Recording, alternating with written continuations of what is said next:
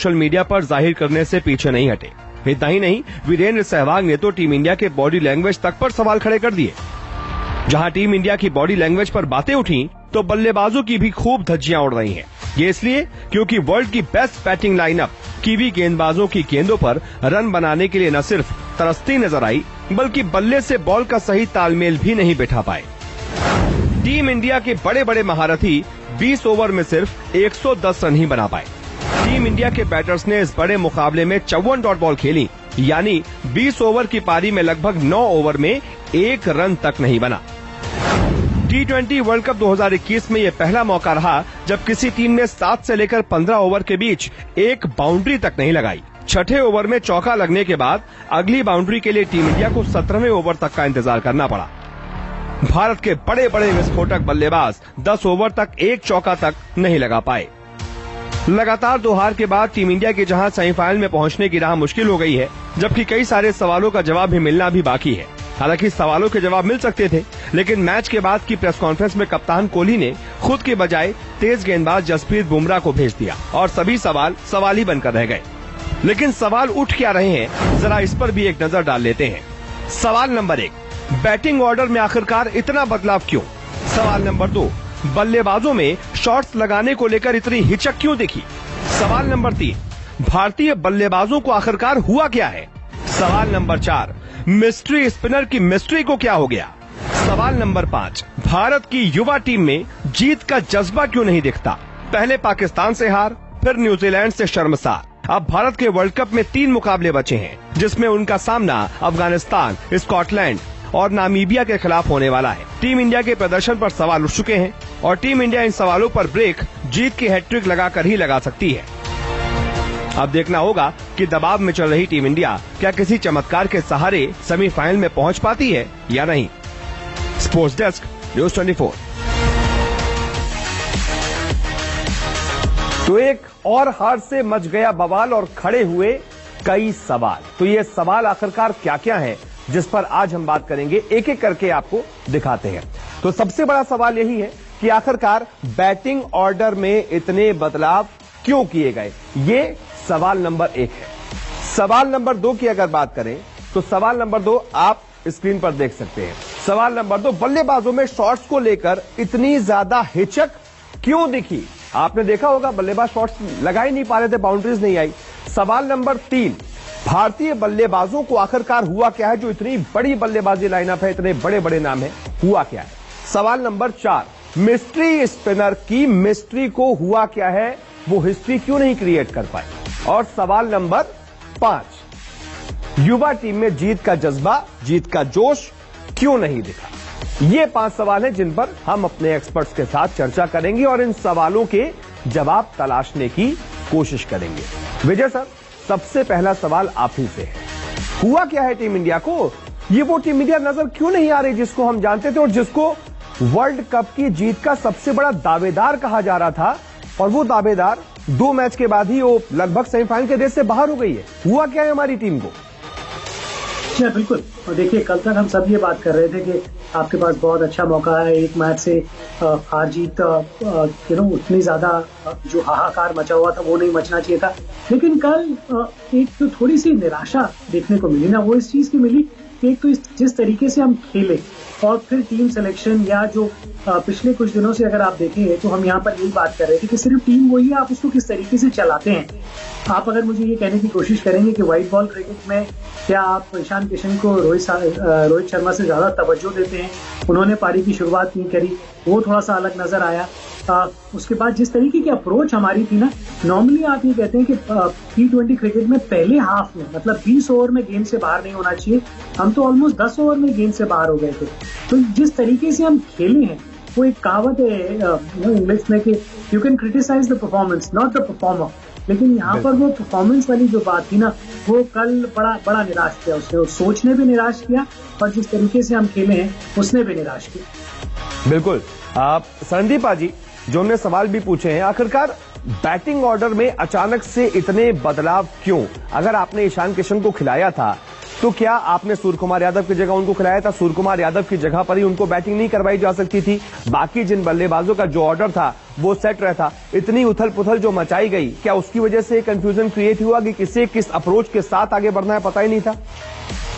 नहीं, बिल्कुल सही कह रहे हैं आप। और कहीं तक देखा जाए तो जो हमने बात भी की थी कि अगर ईशान किशन को खिलाना है तो उनके पास जो एक लेग स्पिनर है, सोडी और सेंटलर है, तो ईशान किशन उनके लिए नंबर 4 पे बिल्कुल सही है कि जब वो गेंदबाजी कर रहेंगे तो लेफ्ट हैंडर अंदर खेल रहा होगा तो वो उनको बड़ी हिटें लगा सकता है, जो कि ईशान किशन करता है। और आप ईशान किशन को कह सकते थे कि ये आपका रोल है, अंदर जाइए और आप फ्रीली जाके खेलिए, आपके इर्द गिर्द बाकी टीम को चलाते रहेंगे। पर यहाँ पे किसी हद तक उनको ओपन कराना कहीं ना कहीं मुझे अपनी पर्सनल राय से ये लगता है कि फिर कहीं ये सोच रहे होंगे कि ट्रेंट बोल्ट है, पहले में शाहीन अफरीदी ने दोनों बॉल अंदर करके, जहां लगता है कि दोनों प्लेयरों को परेशानी रहती है, लेफ्टी जहां बॉल अंदर आता है वहीं कहीं ट्रेंट बोल्ट दोबारा वो चीज ना कर दें, तो इसलिए एक लेफ्टी राइटी का कॉम्बिनेशन है, ईशान किशन को ओपन ही करा दी जाए कि वो जाके ऊपर से मारे तो नीचे भी आसान हो जाए। पर वैसा नहीं होता। हम इंटरनेशनल क्रिकेट की बात कर रहे हैं, हम आईपीएल की बात नहीं कर रहे हैं कि वो गया अंदर गया या प्रैक्टिस मैच पे कोई प्रेशर नहीं होता कि आप गए और पहली बॉल से मारना शुरू कर दिया। हम वर्ल्ड कप की बात कर रहे हैं और वही डू डाई सिचुएशन की बात कर रहे हैं, जिस मैच में पता है कि अगर ये मैच हारे तो हम फिर क्वालिफाई सेमीफाइनल्स की रेस से तो हम पहले बाहर हो जाते हैं।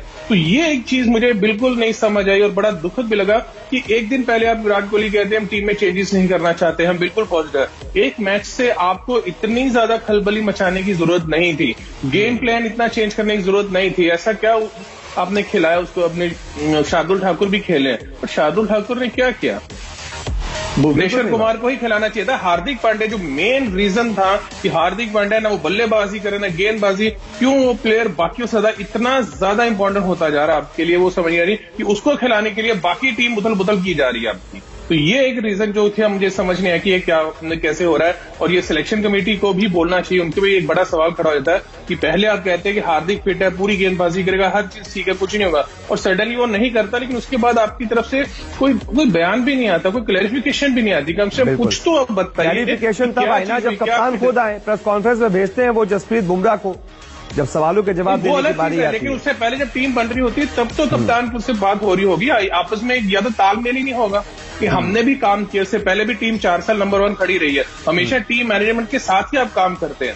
अब विजय भाई कोच, अब इनसे मुझे कोचिंग करते रहे, ऐसा नहीं होता कि कोच कुछ और मांग रहा, सेलेक्टर ने जी मैंने तो दे दिया, आपका काम है खिलाना, ये जाके खिला दीजिए, नहीं होता। दोनों जब तक एक पेज पे नहीं होंगे वो टीम अंदर नहीं प्रदर्शन कर सकती, और उसी का नतीजा आज हम देखिए, हाथ देखे और ये बातें हो रही हैं। ठीक है।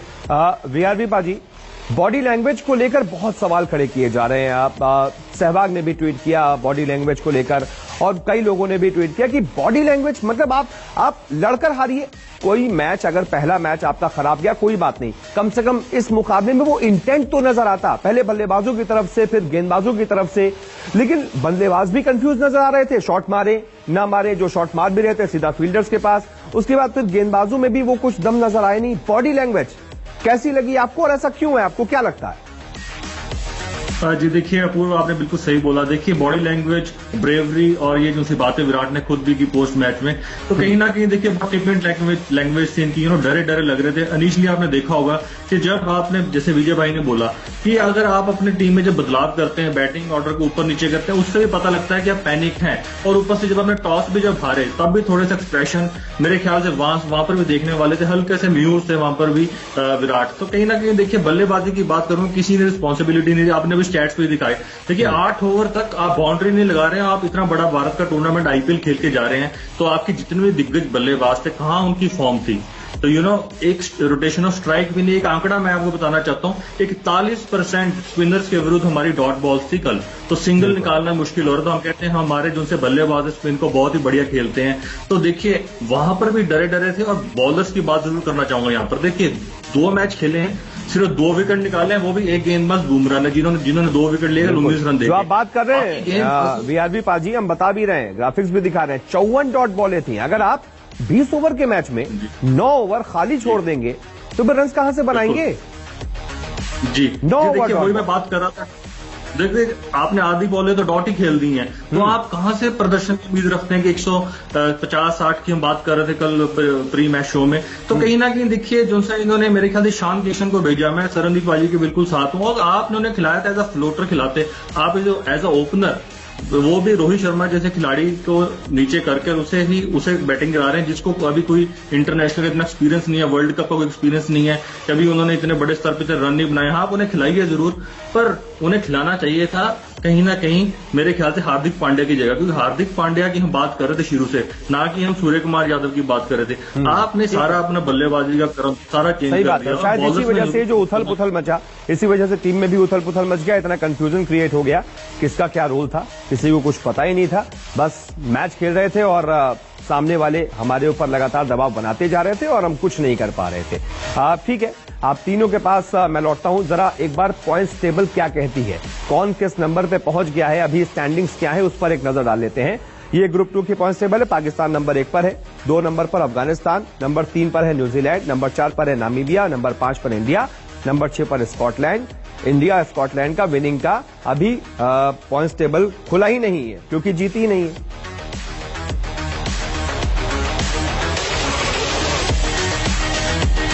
तो ये नंबर 2 है।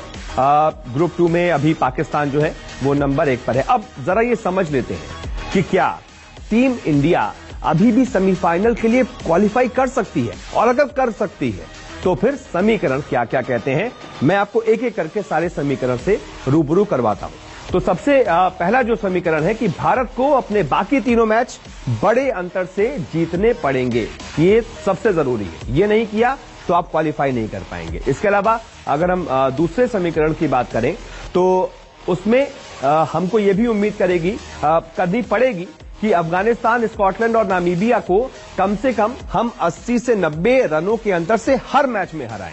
ये इंडिया के लिए जरूरी होगा। अब ऐसे में भारत के 6 अंक हो जाएंगे और नेट रन रेट भी बेहतर होगा, जो हम मानकर चल रहे हैं कि अगर हम 80-90 रन से हराते हैं। इसके बाद दूसरी टीमों की जीत हार से भी टीम इंडिया पर बहुत ज्यादा फर्क पड़ेगा और उसका भाग्य तय होगा। न्यूजीलैंड, अफगानिस्तान अपना कोई भी मैच बड़े अंतर से ना जीते, हमें यह भी उम्मीद करनी पड़ेगी। एक और समीकरण यह कहता है कि न्यूजीलैंड अफगानिस्तान को हरा दे, क्योंकि अफगानिस्तान का भी नेट रन रेट बहुत ज्यादा है। न्यूजीलैंड को नामीबिया, स्कॉटलैंड में से कोई टीम हरा दे। इस स्थिति में क्या होगा कि तीनों टीमों के 6-6 अंक हो जाएंगे। भारत, अफगानिस्तान, न्यूजीलैंड तीनों के 6-6 अंक हो जाएंगे। और जो हम बात कर चुके हैं कि अगर भारत 80-80, 90-90 रनों के अंतर से बड़े अंतर से हराता है तो नेट रन रेट के आधार पर भारत न्यूजीलैंड और अफगानिस्तान दोनों से ऊपर हो जाएगा और वो सेमीफाइनल में पहुंच जाएगा। ये समीकरण है और इसमें हम ये कह सकते हैं कि मुश्किल है लेकिन नामुमकिन नहीं है। ऐसा कई बार हो चुका है, क्रिकेट है, इसमें कुछ भी प्रेडिक्शन करना जो है वो पहले से पॉसिबल नहीं है। कुछ भी हो सकता है, इंडिया पहुंच भी सकता है अभी भी।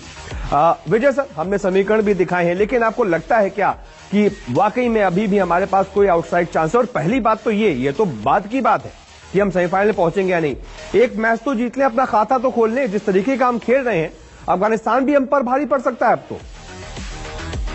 देखिए, आप अफगानिस्तान को इन कंडीशन में वैसे भी हल्की टीम नहीं मान सकते। बिल्कुल। इस समीकरण के अलावा भी अगर आप देखेंगे अफगानिस्तान की तरफ, तो वो बहुत बढ़िया क्रिकेट खेल रहे हैं और इस समीकरण की वजह से अफगानिस्तान भी कहीं ना कहीं ये सोच रही होगी कि जैसी क्रिकेट भारत ने अब तक खेली है तो वो भारत के ऊपर दबाव बना सकते हैं, वो सेकंड टीम हो सकती है खोलने की। इस तरीके से समीकरण बदलते हैं। जो अपूर्व आपने अभी समीकरण दिखाए हैं उसमें सबसे अहम चीज यही है कि अगर न्यूजीलैंड ने अफगानिस्तान को हरा दिया तो वहीं पर सब खत्म है, क्योंकि न्यूजीलैंड के मैच भी तो नामीबिया और स्कॉटलैंड से बचे हैं, जिनके खिलाफ हम ये कह रहे हैं कि हमको बहुत बड़े अंतर से जीतना पड़ेगा। और वहीं हमको अफगानिस्तान से भी खेलना है, सिर्फ जीतना नहीं है, उनके खिलाफ बड़े अंतर से जीतना है। लेकिन जो मेन मुद्दा है ना, जो सबसे आखिरी में आपने कहा, वो ये है कि जब तक आप एक मैच नहीं जीतते हैं ना, तब तक ये सारी बातें कोई मायना रखती नहीं है। क्योंकि और इसमें भी अभी एक पेच है विजय सर, इसमें भी पेच है। बड़े अंतर से आप तभी जीत पाएंगे जब आप टॉस जीतेंगे और पहले बल्लेबाजी करेंगे, बड़े रन बोर्ड पर लगाएंगे। यहाँ तो टॉस ही नहीं जीत पा रहे हैं। दो टॉस, और कोहली का वैसे भी किस्मत टॉस के मामले में आपको बताइए। मैं हर चीज मानने को तैयार हूँ, लेकिन टॉस के नाम पे हम किसी को दोष नहीं दे सकते। सही बात। तो वो कप्तान के हाथ में नहीं। हाँ, मतलब वो भी हम नहीं कर सकते, मतलब वो भी श्योरिटी नहीं है कि हम वो कर पाएंगे या नहीं। लेकिन देखिए, अच्छी क्रिकेट खेलना आपके हाथ में। हम पाकिस्तान के खिलाफ खेले, हम सब यही कह रहे थे कि पाकिस्तान बहुत अच्छा खेली, लेकिन कल जो चीज देखी, और हम तीनों वही चीज कह रहे हैं कि कल जो चीज देखने को मिली है ना, जो आप सोचते हैं ना हो, वो ज्यादातर आपके साथ होता है। तो कल बल्लेबाजों की सोच ऐसी ही लगी कि ये ना हो, और वही होता हुआ नजर आया है। देखिए जो आपका फुटवर्क होता है ना, वो ये दर्शाता है कि आपकी मानसिकता क्या है, और कोई कल साफ वही दिख रहा था। आप इतने बड़े प्लेयर हैं, सब बात जायज है, लेकिन आप मुझे ये कहने की कोशिश कर रहे हैं कि सेंटनर बीच में, पारी के बीच में ओवर डालते हैं और 4 ओवर में 20 रन भी नहीं देते हैं। सोडी बढ़िया बॉलर है, मैं तारीफ करूंगा उनकी, लेकिन हम सोडी को डोमिनेट नहीं कर पाए। मैं ये इस बात से बिल्कुल तकल्लुफ नहीं रखता हूं। कहीं ना कहीं ये जो सोच थी हमारी, वो बिल्कुल इस तरीके की थी कि उसने ये दिखाया कल कि हम बिल्कुल सहमे हुए थे, और उसी वजह से हमारी बल्लेबाजी इस तरीके की थी। और संदीप जी, जिस वक्त सोडी और सेंटनर बॉलिंग कर रहे थे, कई सारे बॉल जो है वो ऋषभ पंत को भी मिले थे, जो हम मानते हैं कि लेफ्ट हैंडर के लिए थोड़ा इजी होता है, वो तो आप हिटर हैं ही, लेकिन उनके होते हुए भी हम बाउंड्रीज नहीं ले पा रहे थे। 7 से लेकर 15 ओवर तक हम कोई बाउंड्री नहीं लगा पाए। ये क्या दबाव था, या फिर वो जो 4 विकेट गिर गए थे उसका दबाव था कि भाई थोड़ा इनिंग्स को आगे बढ़ाना है, या फिर क्या था, क्यों ऐसा हुआ? नहीं, बिल्कुल दबाव ही था। देखिए आपने गेम ही दबाव से शुरू किया, प्रेशर में ही थे। आप जब से पहले दिन बल्लेबाजी करनी शुरू की, आपकी बॉडी लैंग्वेज से दिख रहा था कि नहीं, आप तो भी प्रेशर में है कि वो रन भी बना रहे हैं और विकेट भी नहीं देना, तो वो उसी प्रेशर में ये चीजें होती है। जहां ऋषभ की बात आती है कि देखिए, अगर आपको यूज ही करना था ऋषभ पंत को, अगर नीचे खेल रहा है, वो जाते ही नहीं मार सकता है, क्योंकि 4 आउट हो चुके हैं और आप 2 और 2.5 मैच में फंसे हुए हैं। वहां वो अगर हिट मार के खेलता तो मुश्किल रहती। वहां ये था कि पारी को थोड़ा और लंबा चलाने दो, 15-16 ओवर तक खेलो, उसके बाद देखते हैं कि गेम कहां चलता है। लेकिन ऋषभ पंत छोड़िए, उसके साथ जो दूसरे भी खेल रहे थे, हार्दिक पांड्या, वो भी नहीं मार पा रहे थे, विकेट साथ में साथ गिरती जा रही थी। तो फिर वो ब्लेम वो फंस से गए कि हम करे तो करें, तो उसको हुआ कुछ नहीं, हम 100 रन पे ऑल आउट होके आ गए। तो फिर अब हम क्या है कि अब हम इधर उधर देख रहे हैं कि शायद स्कॉटलैंड इनको हरा दे, वो चीजें हरा दे। वो चीजें नहीं होने वाली, वो बहुत मुश्किल है। बहुत मुश्किल है, बिल्कुल बहुत मुश्किल है। अच्छा, वीआरबी पाजी खेल खेल रहे हैं, हाँ सही बात है बिल्कुल। तो अब बहुत मुश्किल है इधर उधर देखना, अब वो तो वक्त के गर्भ में है। खैर, वीआरबी पाजी, बैट्समैन की तो बात हो गई, एक बार बॉलर्स की भी बात कर लेते हैं। ऐसा क्या हुआ नहीं है T20 क्रिकेट में कि किसी टीम ने पहले 120 बनाया हो और उसको ही रोक लिया हो? न्यूजीलैंड ने हमारे साथ किया था, कुछ 125-26 बनाए थे 2016 वाले T20 वर्ल्ड कप में, और हमें 79 पे ऑल आउट कर दिया था। उस वक्त ये हम हैवी बैटिंग लाइनअप थी हमारी, लेकिन न्यूजीलैंड ने करके दिखाया। हमारी मिस्ट्री स्पिनर और बुमराह ही थे जो कोहली के बाद विकेट ले पाए। मिस्ट्री हिस्ट्री कुछ हो ही नहीं पाई, ऐसा क्यों? जी4 में आपको सुन रहा था जब आप दोपहर में शो कर रहे थे, तो अभी मैंने सुना था कि भारत को रोका था, 79 रन पे ऑल आउट कर दिया था। देखिए कहीं ना कहीं, देखिए मैं पहले भी बात कर चुका हूं, जिस तरीके से सिर्फ बुमराह ही लग रहे थे कि विकेट निकाल सकते हैं, चटका सकते हैं, पर बाकी गेंदबाज की बात करना चाहूंगा। देखिए मिस्ट्री डेफिनेटली काम आती है, पर जैसे जैसे आप खेलते रहते हैं आपकी मिस्ट्री लोग समझने लग जाते हैं। और मैं पहले ही बोलता हूँ, मिस्ट्री के साथ साथ आपको डेफिनेटली अपनी क्वालिटी और बढ़ानी पड़ेगी। मैंने पहले ही बात की, फ्रेंचाइज क्रिकेट और अंतर्राष्ट्रीय क्रिकेट में काफी फर्क है। तो ये मेरे ख्याल से जिनसे चक्रवर्ती हैं, इनके लिए एक लेसन भी आगे जाने के लिए किस तरीके से अपने को और इंप्रूव करना है। पर यहाँ पर बात करना चाहूंगा कि अगर आपने शार्दुल को खिलाया था पर वो 9वें 10वें ओवर में आ रहे थे, तो कहीं ना कहीं मेरे को लगता है कि अगर आपने खिलाया या पर मुख्य गेंदबाज हैं वो, तो उन्हें थोड़ा सा इनिशियली लेके आना चाहिए, तो वो भी दिखाते कुछ इंपैक्ट डाल सकते हैं कि नहीं डाल सकते हैं, क्योंकि वो भी भुवनेश्वर को रिप्लेस करके आए।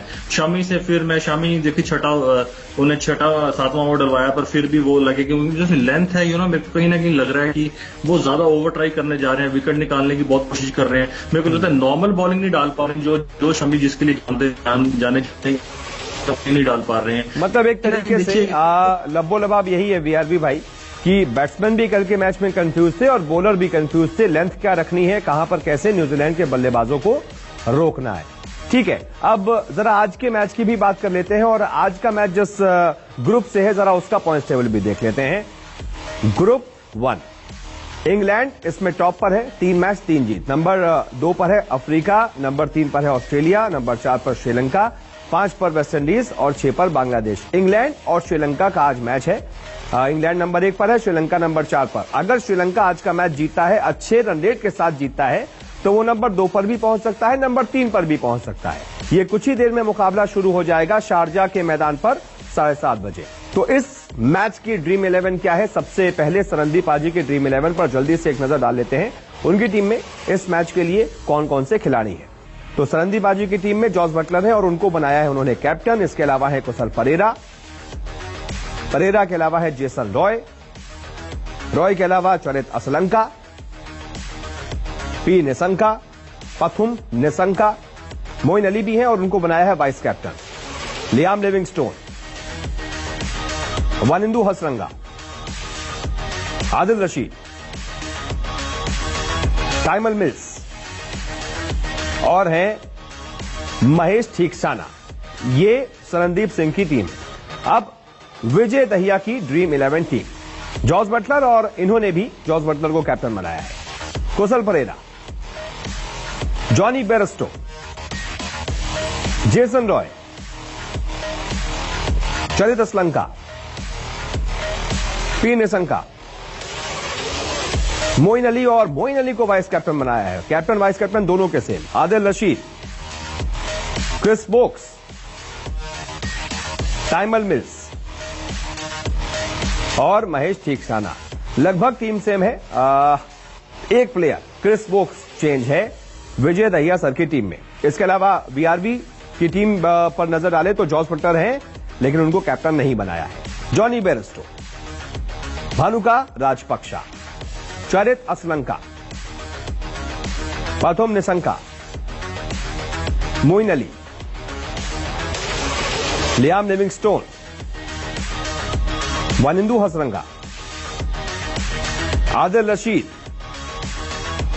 क्रिस वोक्स और क्रिस जॉर्डन। ये वीआरबी सिंह की टीम है। कैप्टन वाइस कैप्टन इसमें मेंशन होना भूल गए, तो वीआरबी से ही एक बार समझ लेते हैं। वीआरबी भाई, आपने किसे बनाया कैप्टन और वाइस कैप्टन? जी, मेरे कप्तान है जॉस बटलर और वाइस कैप्टन मैंने आदिल रशीद बनाया है इस गेम के लिए। तीनों के कप्तान, इस तरीके से तीनों के कप्तान जॉस बटलर। जी, जिस तरीके की बल्लेबाजी कर रहे हैं, पिछले मैच में देखा होगा ऑस्ट्रेलिया को धराशायी किया था। बल्लेबाजी बहुत बढ़िया कर रहे हैं। और आदिल रशीद मेरे ख्याल से जब से इस वर्ल्ड कप में आया, डिफरेंट काइंड ऑफ बॉलर लग रहे हैं, विकेट टेकिंग है साथ के साथ। और जिस तरीके की वैसे भी इंग्लैंड की ऑलराउंडर टीम है, तो कहीं ना कहीं बहुत आगे की क्रिकेट खेल रही है, ऊपर की क्रिकेट खेल रही है कहना चाहता हूँ। तो कहीं ना कहीं आज के मैच में भी काफी फेवरेट होंगे वो। ठीक है, आप इंग्लैंड को फेवरेट मान रहे हैं। विजय भाई, शरणदीप बाजी के साथ कैप्टन वाइस कैप्टन दोनों सेम लग रहे हैं। फोन पे बात हुई थी क्या? आइडियाज मिलते हैं। सोच उस तरीके की है। मुझे लगता है कि जैसे ही अभी वीआरबी ने भी कहा कि जोस बटलर, देखिए ये नहीं कि किस तरीके से कितने रन बनाए, देखने वाली बात ये होती है वो किस तरीके से बनाए। ऑस्ट्रेलिया जैसी गेंदबाजी के खिलाफ पहले 6 ओवर और सारी क्रिकेटिंग शॉट नजर आई थी। बिल्कुल प्रॉपर। छक्के आप देखें तो वो कई बार क्या होता है कि उस अग्रेशन के साथ वो आपको वो कॉन्फिडेंस भी देते हैं। बैट्समैन के लिए एक बॉल गेम है, आप कभी भी आउट हो सकते हैं। सही बात। लेकिन उसके अलावा भी अगर आप देखें तो इस समय जो कॉन्फिडेंस वो देते हैं, जिस तरीके की बल्लेबाजी वो कर रहे हैं, इस वजह से। और फिर काफी सारे लेफ्ट हैंडर हैं श्रीलंका की टीम में, इसलिए मुझे लगता है कि मोइन का ज्यादा इस्तेमाल होगा। पिछले मैच में बिल्कुल इस्तेमाल नहीं हो पाया था उनका, इस वजह से मोइन मेरे वाइस कैप्टन है। स्पिन भी बढ़िया खेलते हैं, श्रीलंका के पास स्पिन जल्दी इस्तेमाल होगा उनका। तो हो सकता है कि बैटिंग ऑर्डर में थोड़ा सा इंग्लैंड ये चाहेगी कि उनका और इस्तेमाल करें, तो इसलिए मोइन मेरे वाइस कप्तान और जोस बटलर अपनी फॉर्म पे कप्तान। ठीक है, शरणदीप बाजी आपसे शुरू करता हूं। अब जल्दी से तीनों की हम फेवरेट लेते हैं। वैसे तो वीआरबी भाई ने बता दी है, उनकी इंग्लैंड है।